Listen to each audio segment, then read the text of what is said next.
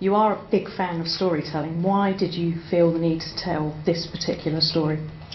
Well, it was like a slow process, you know. I mean, this story started somewhere and ended somewhere, and it was like a journey in itself. You know, I started with a very realistic thing, and then the more I went, the more fantastic it got, you know. And the more fantastic it got, the more I liked it. So, the big breakthrough for me was when I kind of learned about, you know, this lost civilization theory, that like actually the pyramids were like built also 10,000 BC. And I said, what a fantastic idea that is.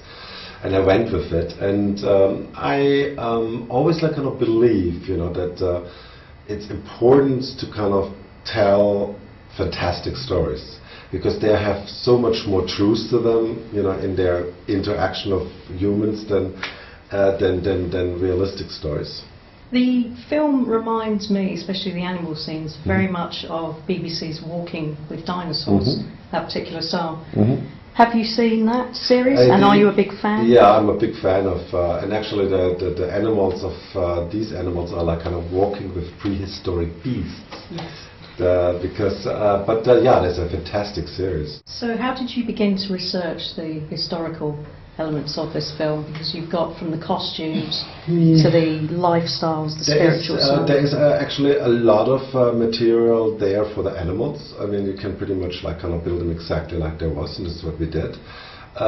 Costumes, there's also like kind of Ice Age costumes get found.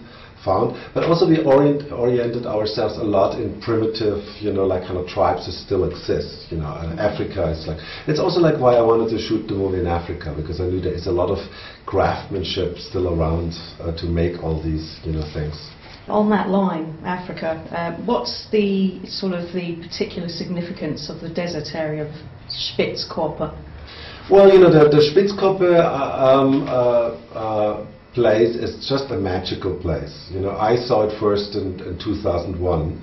They used the background as the background plates. You know, the movie opens pretty much with Spitzkoppe, and the whole ape scene is in Spitzkoppe. And now, Kubrick never went there. He sent some people to shoot some plates, and then he did this on the stage. But we really went there, and we were like the first really big movie we shot there.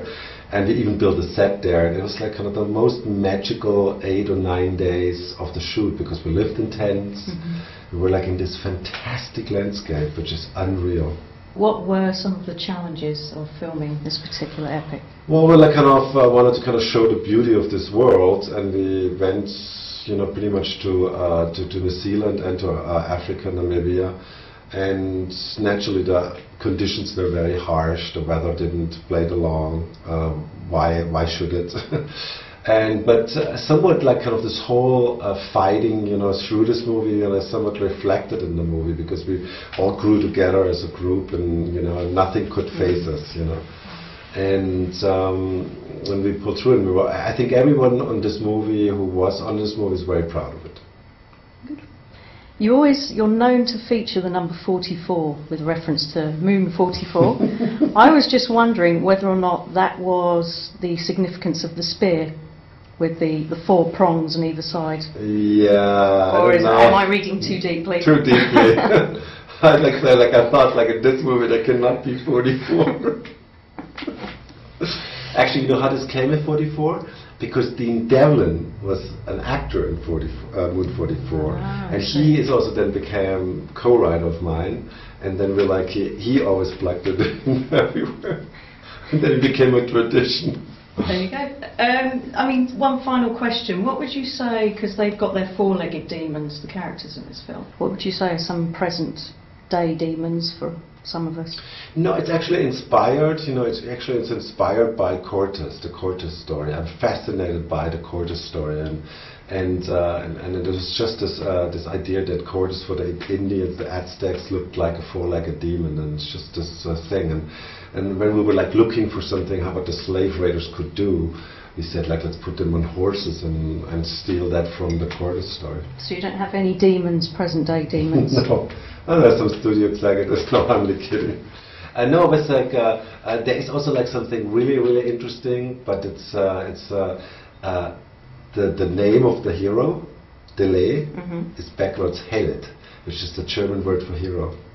Very interesting. Yeah. Thank you very much for talking to Real.